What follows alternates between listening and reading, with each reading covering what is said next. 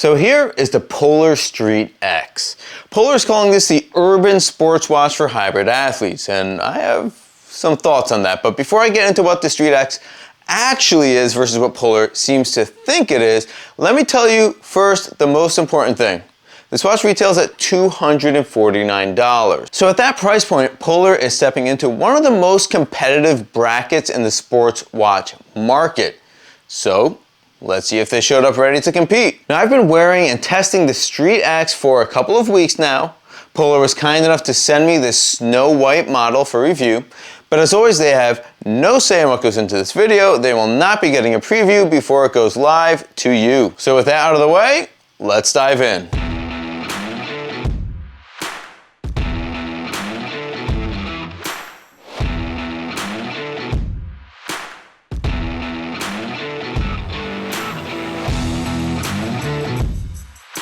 $249. That's a number. And at that number, the Street X is walking directly into a firefight.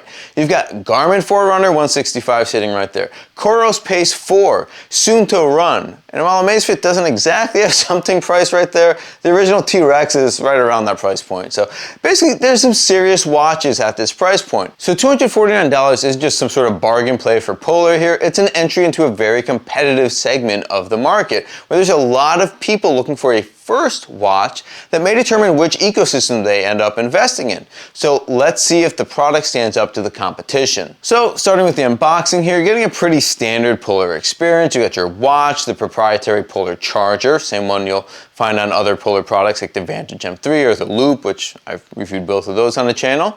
And a nice little touch from Polar that you get two different lengths for the tail end of the watch strap. So I have a 17 centimeter wrist, and while I could technically wear either one, I was right at the end of the comfort spot of the small size, so I eventually kind of gave up fighting that and went with the medium large size and got some welcome slack there. The Polar Street X comes in 3 colors. You have snow white, night black, and forest green. And as is quite evident, I've got the white one here, so let's check out the hardware and design next. I would say the Street X is built with the same DNA as the Garmin Instinct, the Coros Nomad, or the granddaddy of the rugged watch, the Casio G-Shock.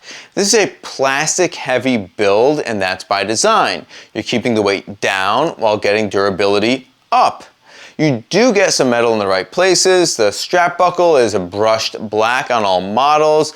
There are small screws visible from the front of the watch, and the inner bezel ring appears to be metal as well. Although Polar's spec sheet is vague on if it's actually metal, but it looks like metal to me. Now, at 48 grams with the large strap, it wears light for how substantial it looks on the wrist. The buttons are also large, tactile, and really satisfying to press. They've got a nice click to them. I wasn't a fan of the mushy, more shallow buttons on the Vantage M3 I reviewed previously. These are a clear improvement in exactly what you want when you're moving around mid-workout. Now, the brightest star of the hardware spec sheet, and I mean that quite literally, is the built-in flashlight. This is a first for Polar, and they already nailed it. You get 4 different brightness levels for the white light. You get a red light mode as well to preserve your night vision. There's a dedicated button at the top left of the watch, so your light is always a single button pressed away at all times. No menus, no long press combinations or holding on buttons, just light when you need it immediately. And that's how it should work. Big fan. I hope this becomes a staple across Polar's lineup going forward. Next, let's talk display. You're getting 416 by 416 AMOLED display under Gorilla Glass 3. It looks great, it's bright and crisp, scratch resistant, all good there. Few notable spec limitations though. The onboard storage is just 32 megabytes, so no music, no maps. Now, of course, if you're just playing music from your phone, it doesn't matter. You can control media from your phone via the watch. And you can import routes that you can follow via breadcrumb trails. You just can't load maps onto the watch. GPS is single band, not dual band. No ECG, of course, no SpO2 either. You do get a skin temperature sensor included though. Now, the optical heart rate sensor included on the Street X is the Gen 3.5 sensor, not the Gen 4 sensor. The 3.5 has been around for quite a few years now. It's also found on the Pacer and the Pacer Pro, which are models that came out back in 2022. So honestly, that's probably the cleanest way to frame the Street X. Think of it as a redesigned Pacer or Pacer Pro with a few meaningful updates. As a matter of fact, the comparison feature on the Street X webpage only lets you compare it to the Pacer or Pacer Pro, so you could tell they're kind of forcing that comparison there. Compared to those, you are getting a more rugged chassis, a flashlight, a watch that is built to military standard 810H, which the Pacer was not, but the Pacer Pro was built to, I think it was 810G at the time, which was the latest version then. That means it's been tested against different temperatures, shock, humidity, vibration, rain, sand, dust, fog, and water immersion. It's rated to 50 meters of water resistance, by the way, so obviously good for all kind of swimming. The battery's rated at 10 days in smartwatch mode and 43 hours in GPS activities. And my testing, I hit 7% right at the 9-day mark, and that was after 6 hours GPS activities and 2.5 hours of non-GPS activities. So that's some solid battery life. Now for the design, and I want to mention Polar's own marketing head-on here, urban sports watch for hybrid athletes. I'm going to be honest with you, I don't really see that. Now you might think hybrid athlete implies that there's going to be some sort of CrossFit mode or some sort of high rock support or something that bridges gym and pavement in a meaningful, dedicated way, but you'd be wrong. There's just the same standard sports profiles as usual. Now you do have that multi-sport activity, which can look like a high rocks or CrossFit workout if you squint hard enough, but it's the same activity profile found on multiples of other Polar watches. So yeah, the design language here is screaming something completely different to me. Right, we have a forest green colorway, we have a raised bezel for display protection, oversized buttons, compass markers around the bezel, military grade build testing. To me that says, get outside, get after it, don't worry about giving the watch a bump or two. That's an outdoor adventure sports watch to me, come on. Anyway, the watch itself, it's very good at being what it actually is. It's chunky, sporty, and makes a statement on the wrist. Now my one aesthetic gripe is the colorway execution here, and specifically the white model, the one that I ended up getting here. Again, I didn't request it, they just sent me one. All three colorways share the same black screws, black buttons, red action button, and black buckle. I got the Polar red on the action button, that's kind of their thing, that's their brand color, but the white model is giving us some real Stormtrooper vibes with that level of black and white contrast going on. So alternatively, my Coros Pace 4 pulls off the white colorway because it uses light gray accents to kind of soften it and give a little bit of contrast. Here it's just very stark. The night black is probably going to be the pick for most people anyways, and honestly, it looks very good. Okay, moving on to the UI and app experience. Now, Polar is an old school sports company and their app kind of show that. Now, I'll put a disclaimer here right up front. The iconography, the design elements, they're all just really badly needing updating, and that's kind of an easy and low effort criticism of Polar at this point, so I'm going to try and look past aesthetics a bit and focus on functionality. But seriously, Polar, update the design, please, I'm begging you. You shared those great looking mock-ups like what, like over a year ago? Like, let's get that going. Throw a fresh coat of paint on this thing, come on. So the button layout on the Street X works like this. Your upper left is your dedicated flashlight. Love it. Upper right scrolls up and also through the widget carousel. Lower right scrolls down and goes to the widget carousel the other way. The center right is your OK button, and holding that button gets you straight to the activity menu. Your bottom left is your back button. If you're on the home screen, a short press opens the menu and a long press will force a sync to your watch. Now your widget carousel gives you weather, compass, activity levels, cardio status, and more.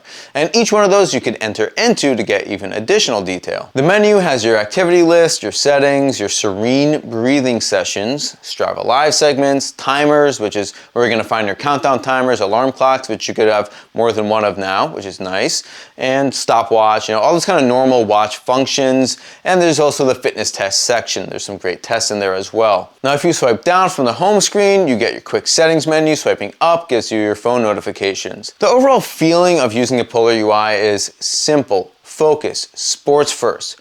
You're not getting smartwatch or smartwatch adjacent type features that you're going to find on a Garmin or a Amazfit. There's no Bluetooth calling, no calendar sync, no dictating message replies. And honestly, for the right person, that's a feature, not a bug.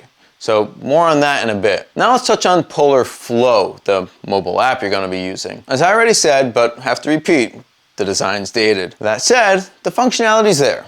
The main screen gives you your cardio status, activity summaries, nightly recharge, boost from sleep, and sleep metrics. The sports profile section is where you're going to go to make any meaningful changes to your activities. Data fields, heart rate zones, structured training, and you could customize each of those for each of the different activities. And getting off the app saying in Polar Flow, in my opinion, and I've said this before, the desktop web experience at polar.com is better than the mobile app experience, so definitely check that out before making any decisions. I always prefer working from the web app. The bottom line is this: if you're a dedicated Polar user who's willing to manage your training through the web platform or don't care about the mobile app, then the experience is Spartan but still genuinely solid.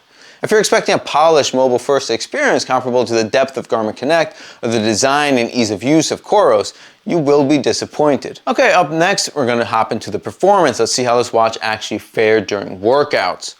But real quick, before we get into the results here, if you're getting value out of this content, please throw a thumbs up and consider subscribing. We're pushing towards 12,000 subscribers right now, and I genuinely appreciate every single one of you. Back to it. Okay, so for this workout here, I'm using the StreetX on one wrist. I'm using the Helio on my upper arm, along with my phone for GPS tracking for that.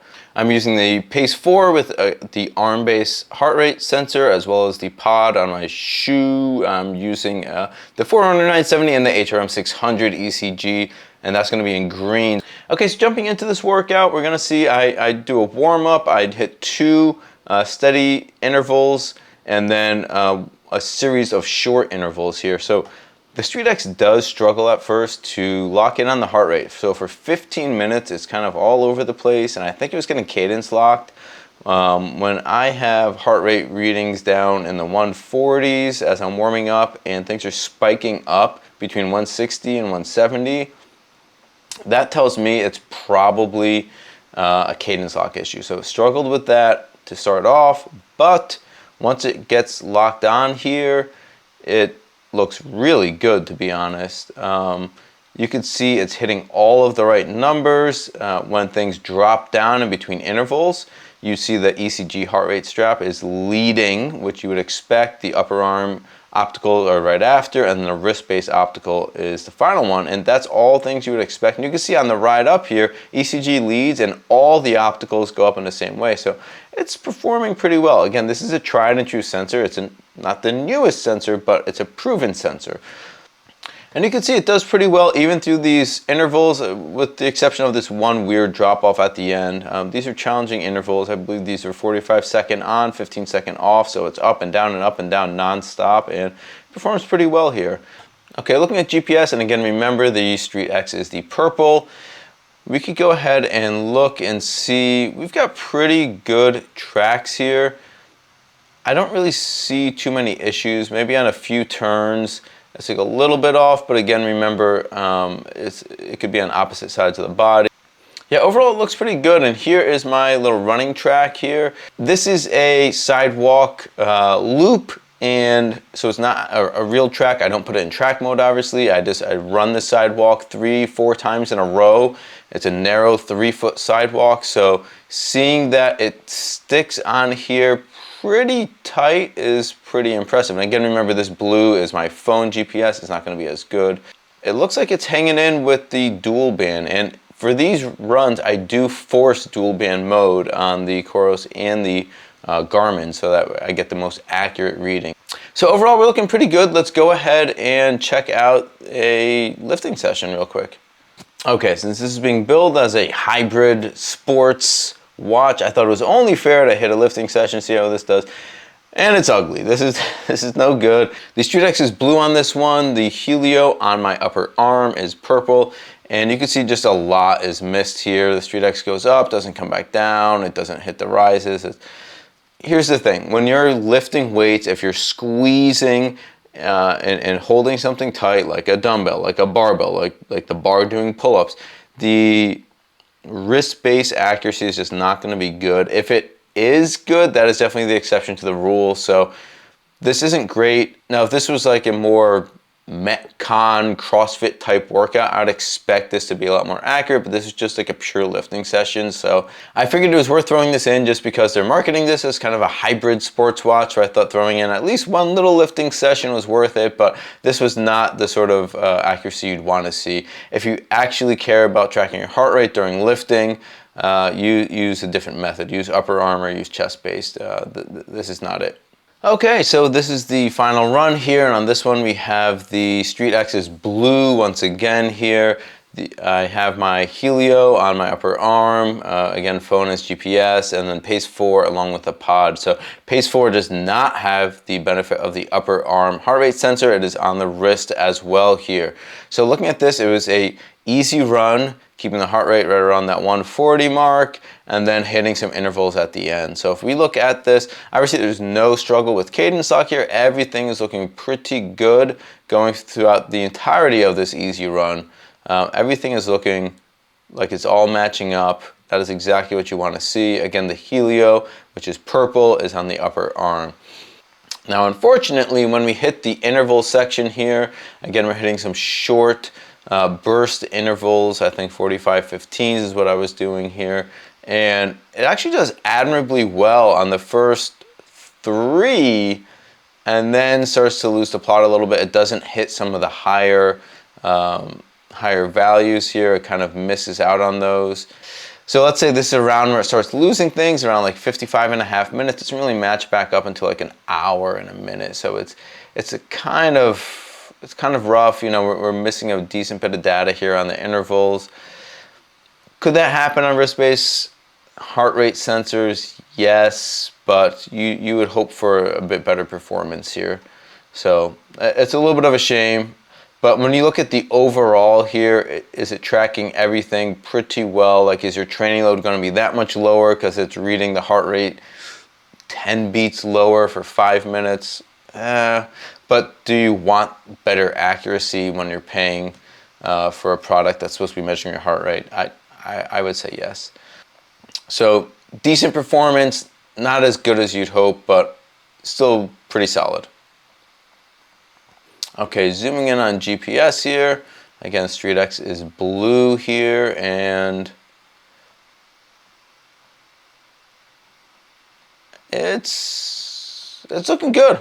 I don't really see any big issues. A little bit off there. I mean, again, it's on the opposite wrist, but that's a little bit off on the corner. I'd say overall this is very solid performance. Again, you could nitpick and say like it's a little bit off here, a little bit off here. So can it be prone to wandering a little bit on some corners? Yeah, I guess so. But nothing that would have a great effect on the actual workout. Pretty good. Slight bit of wandering, but overall I'd say pretty solid. So let's talk about who this watch is actually for and who it's not for. So let's cut to it. The Polar Street X is for you if you want a rugged, no-nonsense training watch that feels built to last. You like the idea of a wrist-mounted flashlight. You value simplicity and want a watch that is a training tool first and a gadget second. You're already in the Polar ecosystem or open to managing your training on a desktop browser where Polar Flow really shines. And look, there's something genuinely refreshing about a watch that isn't trying to be your phone. If you've been overwhelmed by feature bloat from Garmin or smartwatch clutter from other brands, the Street X's focused utilitarian approach is actually a selling point. Now, on the other hand, the Street X would not be a good fit for you if you need dual band GPS to track activities in challenging environments. That GPS track wandering will frustrate you. You want on-wrist music or maps. 32 megabytes of storage rules that out completely. You do a lot of structured interval work and want to build and run sessions directly from the watch or a polished mobile app. The workflow to get there on Polar is genuinely cumbersome and involves creating customized pace zones that match desired pace, but then you might need to change them depending on different workouts. And yeah, it's clunky, it's not great. So yeah, if very precise structured workouts are your thing, this watch is probably not going to be the best fit. And that's the kind of friction that keeps Polar software from landing for people that want just an easy experience. It requires more patience than it should. The Polar Street X sits at $249 against some genuinely strong competition. The Garmin Forerunner 165 is right around that price point and gives you a polished ecosystem. You can plunk down a few more dollars if you want to get music support as well, and you have a much more capable and in-depth app experience in the Garmin Connect. The Coros Pace 4 at $249 is one of the best value propositions in sports watches right now. Dual frequency GPS, great battery life, clean mobile app experience, and a great web dashboard to boot. And the Suunto Run at $249 brings a more polished app experience and well-designed hardware and UI. Where the Street X wins, well, I mean, the flashlight is generally best in class at this price because it's the only one with a flashlight. The build quality punches above its weight. It's nice and rugged. You don't have to worry about banging it around. And if you want Polar's training science and metrics, this is your most affordable entry point into that ecosystem. Where it loses ground though, single band GPS, no music, an aging sensor, and software that still has some catching up to do. So I'd say at $249, the Street X is not the obvious recommendation given the very stiff competition, but for a specific group, and you know who you are by now, it's a very solid watch. It might be the perfect watch for you. So here's where I land on the Polar Street X. The Polar Street X brings that Polar ethos. Simple, focused, athlete first, and to an accessible price point with some welcome updates and a build that feels ready for the outdoors. The flashlight alone is a statement that Polar is at least paying attention to what people actually want on their wrist. Here's the thing about Polar. They're the original sports science brand. They built the first consumer heart rate monitor. They've been doing solid work in this space for decades now. They have a loyal following for a reason, and I genuinely think the Street X is a glimpse of what Polar looks like when they're thinking forward with their product design. If you have any questions about the Street X or have a different experience than I did, let me know in the comments. And if you're deciding between the Street X and something else around that price point, then tell us what you're looking at. If you made it this far, you're a real one. I appreciate the hell out of you. Thanks so much for hanging with me today. I'm Dave, and this is Dave Does Fitness. Have an awesome day and stay fit.